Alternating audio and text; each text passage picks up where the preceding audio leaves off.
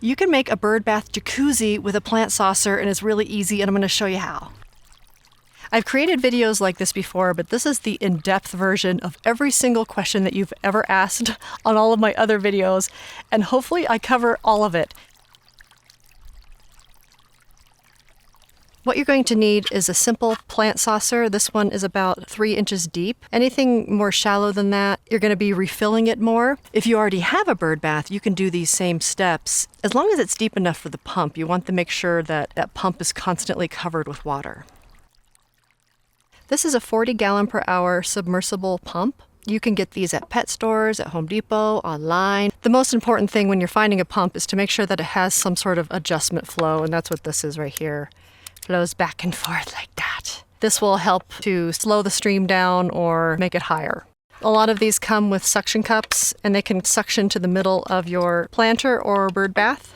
This one is a corded one, but you can get solar too. The one thing about solar, it doesn't work in shade a lot of times, or if you put it under a tree, it's not going to work as well. And it doesn't work at night. The reason why you want it to be running 24 hours is mosquitoes. Mosquitoes don't lay their eggs in moving water. Another thing about solar is they just seem to break down a lot, or they just break, and then you throw them away. So it kind of defeats the purpose. A lot of my electric pumps that I've had over the years have lasted 10 years or more, but solar still works to attract birds. I use an extension cord, and I have it all underneath my landscaping rocks, and then it goes up to the bird bath. It goes into a GFCI plug that's on the outside of my house, so that if water ever does go into the cord, it shuts off automatically. You just want to make sure that your cord isn't straight below the water line, because if water comes down, it will get into the electric part.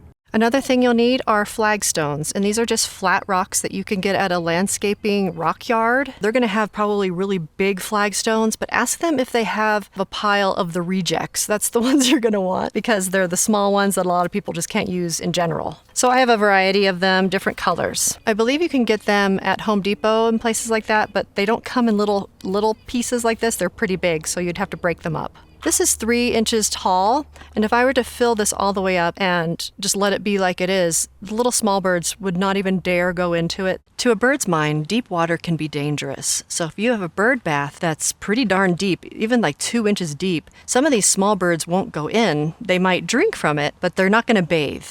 By adding flagstones that have different heights, you can create a little oasis for them for each individual sized bird.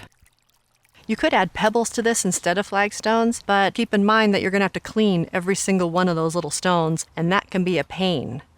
The last thing you'll need is a hose with a sprayer. Some people have asked, what do you fill it up with? I fill it up with a hose and a sprayer.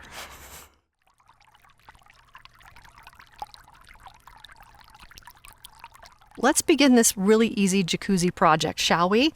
I'm putting the pump in the middle of my basin and then just adding rocks around it to fit inside the basin. One thing I forgot to mention is get a pump that has a little sticky outy part, and it comes out really easily. So just have that in there to direct the flow. All right, so let's put this in here, just like that. I mean, it's good to have the rocks flat so that the birds feel safe. And I'm just going to put a rock over it like this and a rock over it like this, just to cover it, to make it a little bit more decorative. Forgot to plug in my extension cord. Pumps will sound like that. They'll sound loud, but once you add the water to it, it shouldn't sound so bad. It doesn't mean that it's breaking or anything. There we go. Now notice it's not really flowing, it's not doing so well, and that's where you go in and you can adjust the pump. So I just open it up more, and what you're going to want is to have it bubble on top of itself. So sometimes you just have to move the pump around to a different direction. Now this is a little too big. You can see that it's splashing out. You don't want it to be splashing out because then you'll lose a lot of water. There we go. Just a little bit of moving water will attract them. So see how when it topples on top of itself, it makes a nice little noise. And the louder you can make your fountain, the better, because it will attract birds that are flying over. So I could turn it up at this point, but little birds like this height. So it's about 1 inch.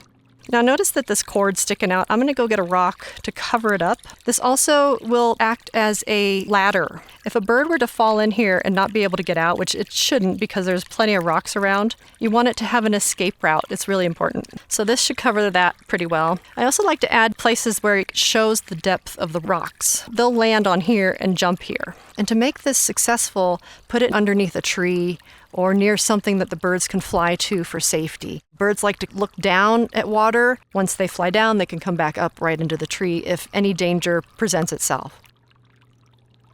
If your bird bath is in the middle of your yard, I'd recommend putting it closer to a tree or shrubs. And make sure you don't put this too close to windows. They will see trees in it, or they'll see the sky in a window and then they'll collide into your windows. So the further away you can have your bird baths or your feeders, the better.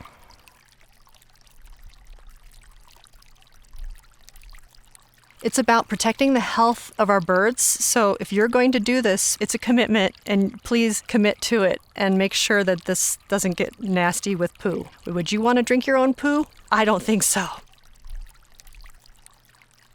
So you're going to want to spray this out every other day because there's lots of stuff that gets in here and it gets gross. By using the jet setting on your hose, you can spray this out completely and refill it. And you don't have to scrub it down with soap every day, but I highly recommend doing it every week at least. Go in here, take the rocks out, scrub them with soap and water, rinse well, and put it all back together. And you saw how easy it was to put together, and it's really easy to clean.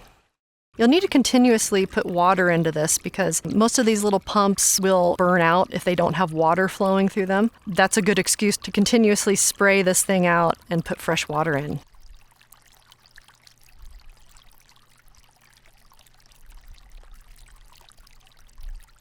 When it comes to algae growth, that can be a problem with these, with any bird bath. Putting this in the shade is a good way to go if you want to at least slow down the algae. But if you have a large buildup of algae, you're going to want to clean it with a little bit of bleach and water or vinegar or water and let it soak a little bit. Make sure you're with it while it's doing that because you don't want any birds to come by and drink it while you're letting it soak. That is the thing about having bird baths is if you can't commit to them, if you go outside and it's gross over and over again, just give it up. You're not helping them at that point. I know that your intentions are good because you want the birds to come, but if you can't take the time to clean it, why are you doing it?